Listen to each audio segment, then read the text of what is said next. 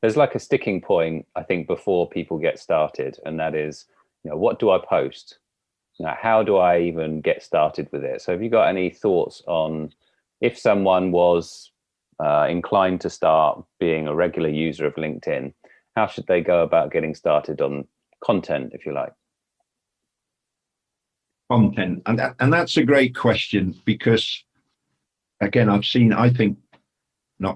has been massive change since COVID. So pre-COVID, I would have said, let's go through all the 9 sections of your profile and utilize that and position that. And then let's look at all the different ways you can utilize LinkedIn to engage with your ideal contacts. That's the phrase I use, because we can search for people, we can connect with them, we can message them, we can look at posts, we can look at groups, we can look at who's connecting with us, who's viewing our profile. There's a lot to do. And I would have said to people previously, let me teach you, show you all that.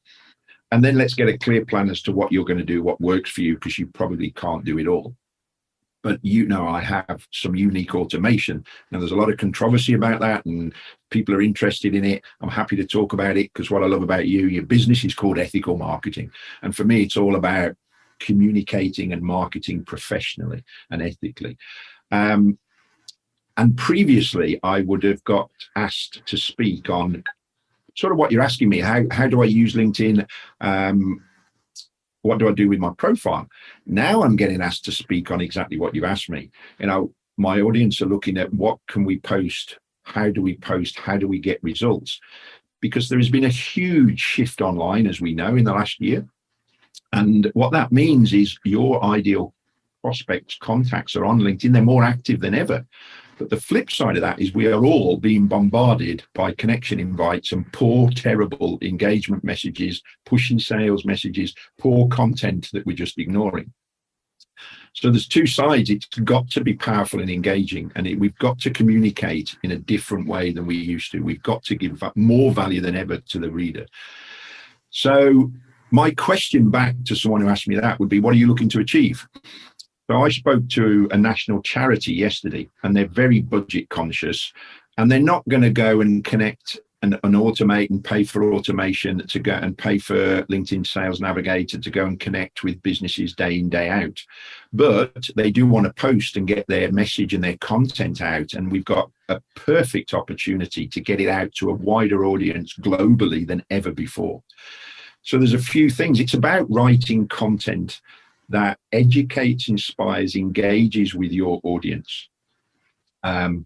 Interestingly, you get more engagement when you share good news, when you share a personal win or a win about your business or your clients.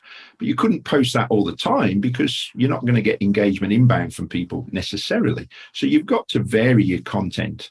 And then there's what I call the mechanics of posting.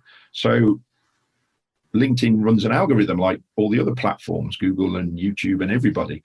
And one of the things, for example, is if you put a link in the body of your post to, say, your website, an external link, LinkedIn's algorithm will suppress that post, because they don't want you taking people off their platform. They want people to stay on the platform and read your stuff so they can sell more ads.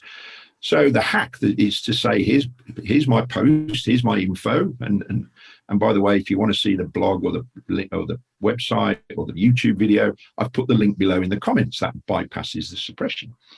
But it's about writing content that's engaging to the audience, depending who your audience is. You want to educate them. What do we talk about? We talk about, I'm about LinkedIn, but I'm about marketing. So I could easily write a post similar to about the questions you've been asking me. That's what my audience is interested in. I do a lot with property investors who want people to lend them money. So what's that person interested in? Why are they getting a poor return on their money in the banks?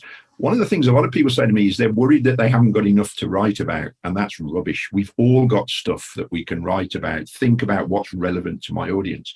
But there's one big thing.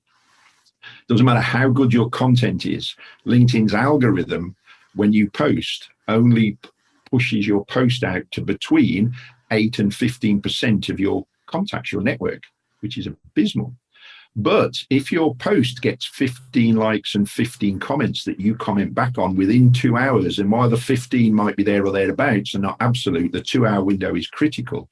The algorithm looks at your post and says, well, this must be good content that you're producing, because you've got lots of engagement with your network that you're engaging back on very quickly. So we'll now boost this to the rest of your network and beyond, to the network of your networks. And there are other pods out there, and we've developed the most unique way, because other pods fall over because they can't get the consistent participation. And we also tested in corporate that you can't have the same people all the time. It's got to be unique. All the algorithms want unique content and unique engagement. So we've created the Post Party Club that allows our members instantly to get thousands of views on their posts. And again, I see controversy out there, and I bang my drum or get on my soapbox because people go, oh, well, it's just manipulating the algorithm. I had another LinkedIn guy post about me saying it was unethical, and then went on to say, well, that just forces poor content out there. Absolutely. You asked me what makes good content, and it's a two-part glue with ethical marketing. Your content's got to be good. There's no point leveraging the algorithm. I look at it like bump starting a car. If your content's poor, so you've got to do both things. And I said to this guy, well, what's the difference between paying for SEO on your website? You wouldn't put a website together without SEO, without a way of getting it out there, would you? You wouldn't write a great advert and not put it in the newspaper. You wouldn't keep the advert in your drawer. So it is a two-part glue, and we've spent a lot of money and time over the last year understanding how it works.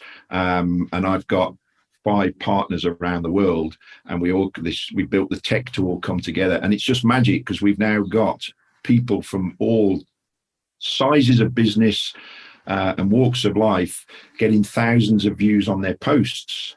And we've got a Facebook group, and we're teaching them how to write good content. I've mentioned don't put a link in the body of your post. Apparently, if you use an emoji, you get up to 31% more engagement on your posts. Human psychology. But if someone's going to read my post more because I've got an emoji in it, I'll put an emoji in it. It's understanding human psychology, so what makes good content, and the mechanics.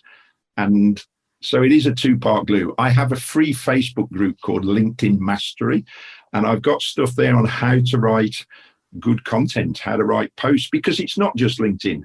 When you learn how to create good content, market yourself effectively, it's across all the platforms, isn't it? I don't care whether it's email, whether it's a phone call, whether it's a direct mail letter, whether it's a LinkedIn message, the principles are the same. And what was the question? Did that answer it? I think there's a lot to take from that. I think you mentioned good news. You mentioned thinking about what's in it for them, and then also some stuff on engagement and the algorithm. So I think there's a lot there.